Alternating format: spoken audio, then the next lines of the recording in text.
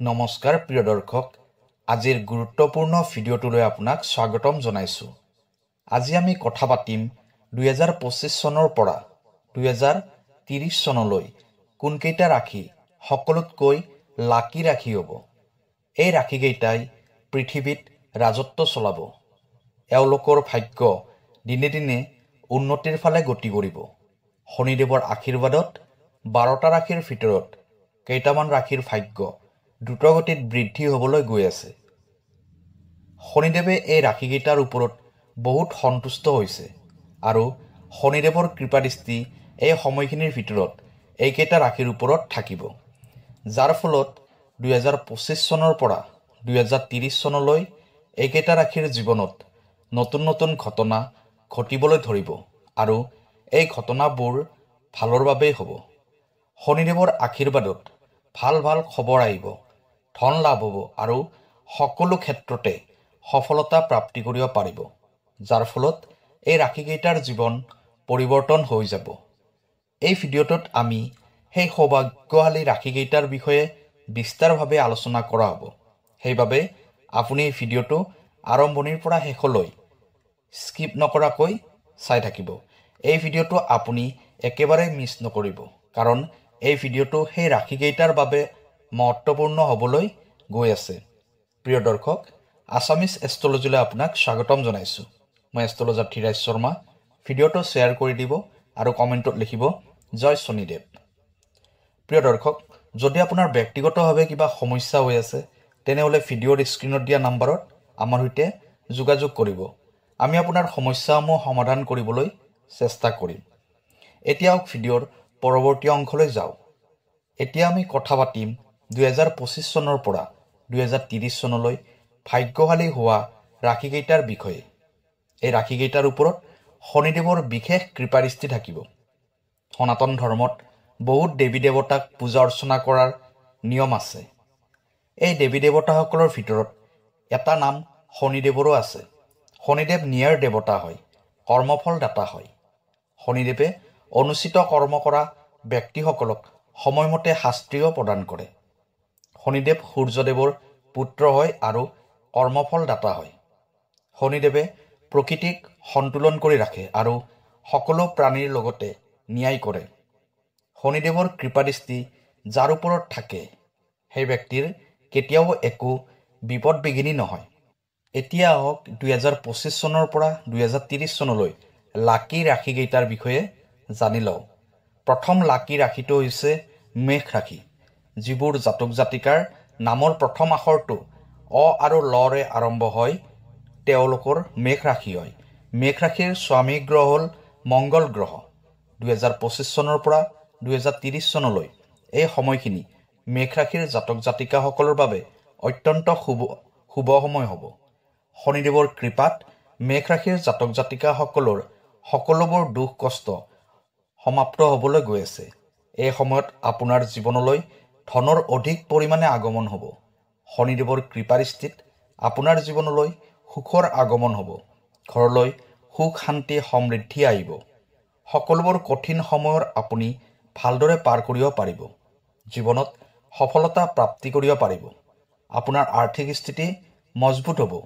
আগতে টকা পইচাৰ যিবোৰ সমস্যা হৈ আছিল, এই সকলোবোৰ সমস্যা দূৰ হ'ব আৰু আপোনাৰ জীৱন সুখেৰে ভৰি পৰিব। লগতে আপুনি মনে বিচৰা ধৰণৰ চাকৰি প্ৰাপ্তি কৰিব পাৰিব। আপুনি সকলো ফালৰ পৰা কেৱল সুখৰ খবৰ প্ৰাপ্তি কৰিব পাৰিব। বাহন প্ৰাপ্তিৰ যোগো এই সময়ত আপোনাৰ আহিব। সেইবাবে এই সময়খিনি আপোনাৰ বাবে বহুত ভাল সময় হ'ব বুলি ক'ব পৰা যায়। দ্বিতীয় লাকি ৰাশিটো হ'ল সিংহ ৰাশি। যিবোৰ জাতক জাতিকাৰ নামৰ প্ৰথম আখৰটো ম আৰু মদিনাতৰে আৰম্ভ হয়, তেওঁলোকৰ সিংহ ৰাশি হয়। সিংহ ৰাশিৰ স্বামী গ্ৰহ হ'ল ৰবি গ্ৰহ। 2025 চনৰ পৰা 2030 চনলৈ সিংহ ৰাশিৰ জাতক জাতিকাসকলৰ ওপৰত শনিদেৱৰ কৃপাদৃষ্টি থাকিব। আপোনাৰ আৰ্থিক স্থিতি মজবুত হ'ব। এই সময়খিনিৰ ভিতৰত আপোনাৰ ৰাশিৰ ওপৰত বহুতকেইটা যোগ আৰম্ভ হ'ব। সেইবাবে এই সময়খিনি আপোনাৰ বাবে বহুত উত্তম সময় হ'ব। আপোনাৰ এই সময়খিনিৰ ভিতৰত আপোনাৰ জীৱনলৈ এনেকুৱা এজন ব্যক্তিৰ আগমন হ'ব, যিয়ে আপোনাৰ জীৱনটোৱে পৰিৱৰ্তন কৰি দিব। আপোনাৰ জীৱনত এতিয়া সকলোফালে কেৱল সুখ শান্তি সমৃদ্ধি আহিব। আপোনাৰ জীৱনত এতিয়া একো বস্তুৰে অভাৱ অনাটন নাথাকিব। শনিদেৱৰ কৃপাদৃষ্টি সকলোতকৈ অধিক আপোনাৰ ওপৰতে এতিয়া থাকিব। আপোনাৰ ভাগ্যত কিছুমান এনেকুৱা পৰিৱৰ্তন আহিব যাৰ দ্বাৰা আপুনি সকলোফালে কেৱল লাভ অৰ্জন কৰিব পাৰিব। লগতে বিদেশত গৈ আপুনি যিকোনো ব্যৱসায় আৰম্ভ কৰিব পাৰে, নাইবা বিদেশত গৈ উচ্চ শিক্ষা ল'ব পাৰে। অৰ্থাৎ বিদেশত যোৱা আপোনাৰ সপোনবোৰ পূৰ্ণ হ'বলৈ গৈ আছে। কাৰণ এই সময়ত আপোনাৰ ভাগ্যই আপোনাক সম্পূৰ্ণৰূপে সহায় কৰিব। এই সময়খিনি আপোনাৰ বহুত ভাল সময় হ'ব। শনিদেৱৰ আশীৰ্বাদত 2025 চনৰ পৰা 2030 চনৰ ভিতৰত বিভিন্ন ধৰণৰ শুভ খবৰ আপুনি প্ৰাপ্তি কৰিব পাৰিব। তৃতীয় লাকি ৰাশিটো হ'ল কন্যা ৰাশি। যিবোৰ জাতক জাতিকাৰ নামৰ প্ৰথম আখৰটো প আৰু ফৰে আৰম্ভ হয়, তেওঁলোকৰ কন্যা ৰাশি হয়। কন্যা ৰাশিৰ স্বামী গ্ৰহ হ'ল বুধ গ্ৰহ। 2025 চনৰ পৰা 2030 চনলৈ কন্যা ৰাশিৰ জাতক জাতিকাসকলৰ ওপৰত শনিদেৱৰ পৰম কৃপাদৃষ্টি থাকিব। শনিদেৱৰ কৃপাত আপোনাৰ জীৱনত বন্ধ হৈ থকা সকলোবোৰ ৰাস্তা খোল খাই যাব। লগতে আপোনাৰ ঘৰলৈ সুখ শান্তি সমৃদ্ধিৰ আগমন হ'ব। আৰ্থিক ক্ষেত্ৰখন মজবুত হ'ব। আপোনাৰ জীৱনত হৈ থকা ধাৰবোৰৰ পৰা আপুনি মুক্তি লাভ কৰিব পাৰিব। লগতে আপুনি এই সময়খিনিৰ ভিতৰত যিকোনো নতুন কাম আৰম্ভ কৰিব পাৰিব, যাৰ ফলত আপোনাৰ আৰ্থিক স্থিতি বহুত মজবুত হ'ব। ঘৰ পৰিয়ালত সুখ শান্তিৰ বাতাবৰণ থাকিব। লগতে সকলো ফালৰ পৰা আপোনাৰ আৰ্থিক লাভ হ'ব। ব্যৱসায় কৰি থকা ব্যক্তিসকলে ব্যৱসায়ত অধিক পৰিমাণে লাভ অৰ্জন কৰিব পাৰিব। ব্যৱসায়ত অধিক উন্নতি কৰিব পাৰিব। যদি আপুনি ঘৰ সাজিম বুলি ভাবি আছে, নাইবা ক্ৰয় কৰিম বুলি ভাবি আছে, এই সময়খিনি আপোনাৰ বাবে উপযুক্ত সময় হ'ব। শনিদেৱ আপোনাৰ ওপৰত 2025 চনৰ পৰা 2030 চনলৈ অধিক পৰিমাণে সন্তুষ্ট হৈ থাকিব। সেয়েহে এই সময়খিনি আপোনাৰ বাবে অত্যন্ত লাভকাৰী সময় হ'ব। চতুৰ্থ লাকি ৰাশিটো হ'ল তুলা ৰাশি। যিবোৰ জাতক জাতিকাৰ নামৰ প্ৰথম আখৰটো ৰ আৰু দন্তীয় তৰে আৰম্ভ হয়, তেওঁলোকৰ তুলা ৰাশি হয়। তুলা ৰাশিৰ স্বামী গ্ৰহ হ'ল শুক্ৰ গ্ৰহ। 2025 চনৰ পৰা 2030 চনলৈ তুলা ৰাশিৰ জাতক জাতিকাসকলৰ ওপৰত শনিদেৱৰ বিশেষ কৃপাদৃষ্টি থাকিব। শনিদেৱৰ কৃপাৰ ফলত এই সময়খিনিত ভিতৰত আপুনি আৰ্থিক ক্ষেত্ৰত এটা ভাল ফলাফল লাভ কৰিব পাৰিব। লগতে আপুনি লোৱা ধাৰ ঋণবোৰো পৰিশোধ কৰিব পাৰিব। আগতে কৰি অহা পৰিশ্ৰমৰ ফল এতিয়া আপুনি লাভ কৰিবলৈ সক্ষম হ'ব। ব্যৱসায়ত আপোনাৰ যোগ্যতাৰ প্ৰমাণ সকলোৱে দেখিবলৈ পাব। ব্যৱসায়ত দ্ৰুতগতিত উন্নতি কৰিব পাৰিব আৰু ব্যৱসায়ত অধিক পৰিমাণে লাভ হোৱা আপুনি নিজেই দেখিবলৈ পাব। সমাজত আপোনাৰ মান সন্মান বৃদ্ধি হ'ব। পৰিয়াল তথা বন্ধু বান্ধৱৰ পৰা আপুনি সহায় সহযোগ লাভ কৰিব পাৰিব। 2025 চনৰ পৰা 2030 চনলৈ আপোনাৰ ৰাশিৰ বাবে বহুতকেইটা শুভ সংযোগ আহিছে। সময়বোৰ ভালদৰে পাৰ কৰিব পাৰিব। আগতে কৰি অহা ভুলবোৰ এতিয়া আৰু নতুনকৈ নকৰিব। শনিদেৱৰ পৰম কৃপাদৃষ্টি আপোনাৰ সৈতে থাকিব। আপুনি কৰ্মৰ ফল নিশ্চয় লাভ কৰিব। কেৱল ভালদৰে কামবোৰ কৰি যাওক। ইয়াৰ ফলাফল আপুনি এই সময়খিনিৰ ভিতৰতে প্ৰাপ্তি কৰিব পাৰিব। পঞ্চম লাকি ৰাশিটো হ'ল কুম্ভ ৰাশি। যিবোৰ জাতক জাতিকাৰ নামৰ প্ৰথম আখৰটো গ দন্তীয় শ তালিব্য শৰে আৰম্ভ হয়, তেওঁলোকৰ কুম্ভ ৰাশি হয়। কুম্ভ ৰাশিৰ স্বামী গ্ৰহ হ'ল শনি গ্ৰহ। 2025 চনৰ পৰা 2030 চনলৈ শনিদেৱৰ পৰম কৃপাদৃষ্টি কুম্ভ ৰাশিৰ জাতক জাতিকাসকলৰ ওপৰত থাকিব। এই সময়খিনিৰ ভিতৰত আপোনাৰ জীৱনত এটা ডাঙৰ পৰিৱৰ্তন আহিব, যাৰ ফলত আপোনাৰ জীৱনটো সুখময় তথা আনন্দময় হ'ব। আপুনি অতি সোনকালে নতুন ঘৰ সম্পত্তি ক্ৰয় কৰিব পাৰিব। আপুনি সকলোবোৰ আৰ্থিক সমস্যাৰ পৰা মুক্তি লাভ কৰিব পাৰিব। ব্যৱসায়ীসকলৰ বাবে এই সময়খিনি বহুত গুৰুত্বপূৰ্ণ হ'ব। এই সময়খিনিৰ ভিতৰত আপুনি যিকোনো কৰ্মতে অধিক পৰিমাণে লাভ অৰ্জন কৰিব পাৰিব। ইয়াৰ লগতে হঠাৎ ধন প্ৰাপ্তিৰ যোগো আপোনাৰ এই সময়খিনিৰ ভিতৰত আহিব। এই সময়খিনি আপোনাৰ বাবে পূৰ্ণৰূপত ভাল সময় হিচাপে পৰিগণিত হ'ব। আপুনি সকলো ফালৰ পৰা সকলো কামতে সফলতা অৰ্জন কৰিব পাৰিব।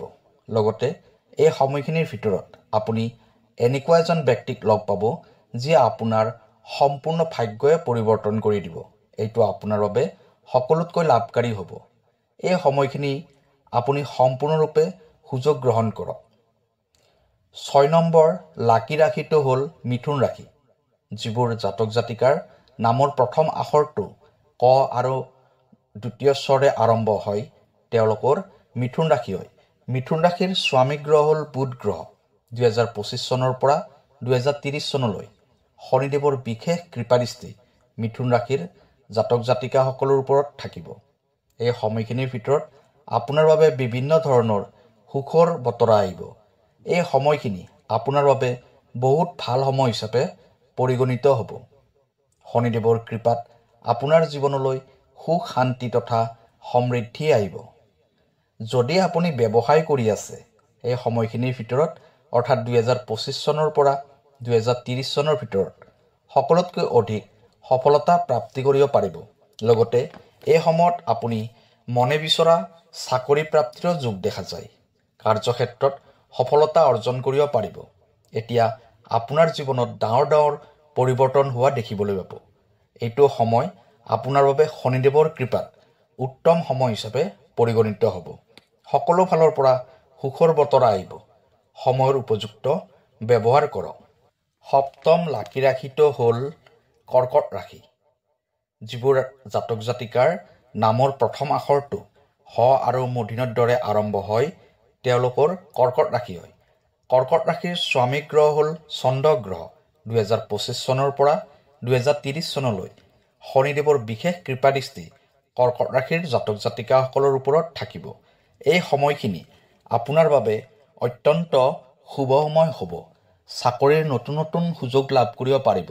কম পৰিশ্ৰমতে এই সময়খিনিৰ ভিতৰত আপুনি চাকৰি প্ৰাপ্তি কৰিব পাৰিব। লগতে প্ৰেমৰ ক্ষেত্ৰতো আপুনি এটা ভাল ফল লাভ কৰিব পাৰিব।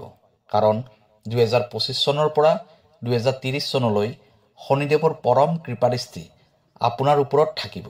বৈবাহিক জীৱনত ভাল হ'ব। সকলো কামেই এই সময়ৰ ভিতৰত সফলতাপূৰ্ণভাৱে সম্পূৰ্ণ হ'ব। লগতে আপোনাৰ যদি ক'ৰবাত টকা পইচা ফচি আছে সেইটো আপুনি অতি সোনকালে প্ৰাপ্তি কৰিব পাৰিব। আৰ্থিক ক্ষেত্ৰত এটা ভাল সুযোগ পাব। অৰ্থনৈতিক দিশটো মজবুত হ'ব। সময়ৰ সম্পূৰ্ণ ব্যৱহাৰ কৰক। সময়ক হাতৰ পৰা যাব নিদিব। শনিদেৱৰ কৃপা সদায় আপোনাৰ লগত থাকিব। 8ম লাকি ৰাশিটো হৈছে মকৰ ৰাশি। যিবোৰ জাতক জাতিকাৰ নামৰ প্ৰথম আখৰটো বৰ্গীয় জ আৰু খৰে আৰম্ভ হয় তেওঁলোকৰ মকৰ ৰাশি হয়। মকৰ ৰাশিৰ স্বামী গ্ৰহ হ'ল শনি গ্ৰহ। 2025 চনৰ পৰা 2030 চনলৈ শনিদেৱৰ বিশেষ কৃপাদৃষ্টি মকৰ ৰাশিৰ জাতক জাতিকাসকলৰ ওপৰত থাকিব। আপুনি সকলোবোৰ কামতে সফলতা অৰ্জন কৰিব পাৰিব। সহকৰ্মীৰ পৰা আপুনি সকলো ক্ষেত্ৰতে সহায় সহযোগ পাব। আপোনাৰ ঘৰ পৰিয়ালত এটা হাঁহি ধেমালিৰ পৰিৱেশ থাকিব। শনিদেৱৰ কৃপাত ধন টকা পইচাৰ এই সময়খিনিৰ ভিতৰত আপোনাৰ একো সমস্যাই নাথাকিব। আৰ্থিক ক্ষেত্ৰ মজবুত হ'ব। ব্যৱসায় তথা চাকৰিৰ ক্ষেত্ৰত নতুন নতুন সুযোগ লাভ কৰিব। চৰকাৰী চাকৰি কৰি থকা ব্যক্তিসকলে চাকৰিত প্ৰমোচনৰ যোগ দেখা যায়। কাৰণ এই সময়খিনি আপোনাৰ বাবে অত্যন্ত শুভ সময় হ'বলৈ গৈ আছে। আপোনাৰ সকলো প্ৰকাৰৰ ইচ্ছা পূৰ্ণ হ'ব। সফলতাই আপোনাৰ ভৰি চুব। এইকেইটা হ'ল 2025 চনৰ পৰা 2030 চনলৈ সকলোতকৈ লাকি ৰাশি। প্ৰিয় দৰ্শক, ভিডিঅ'টো ভাল লাগিলে চেনেলটো ছাবস্ক্ৰাইব কৰি দিব। কাইলৈ আকৌ লগ পাম। ধন্যবাদ।